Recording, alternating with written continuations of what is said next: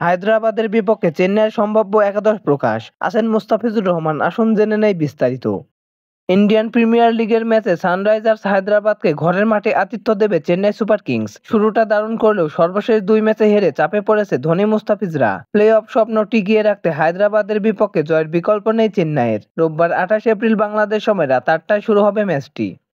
চলমান আইপিএল এর শুরুটা দুর্দান্ত হলেও সেই ধারাবাহিকতা বজায় রাখতে ব্যর্থ হন চেন্নাই সুপার কিংসের বাংলাদেশি পেসার মুস্তাফিজুর রহমান। প্রথম ম্যাচে 29 রানে 4 উইকেট নিয়ে সবাইকে চমকে দেন মুস্তাফিজ। তবে শেষ কয়েকটি ম্যাচে নিজের নামের প্রতি সুবিচার করতে পারেননি তিনি। সর্বশেষ ম্যাচেও খরুচে বোলিং করেছেন বাঁহাতি এই পেসার। বাজে সময়েও মুস্তাফিজের ওপর আস্থা রাখছেন চেন্নাই সুপার কিংসের ফিল্ডিং কোচ রাজীব কুমার। ফিজকে দলের অন্যতম সেরা বোলার বলেও আখ্যায়িত করেছেন তিনি।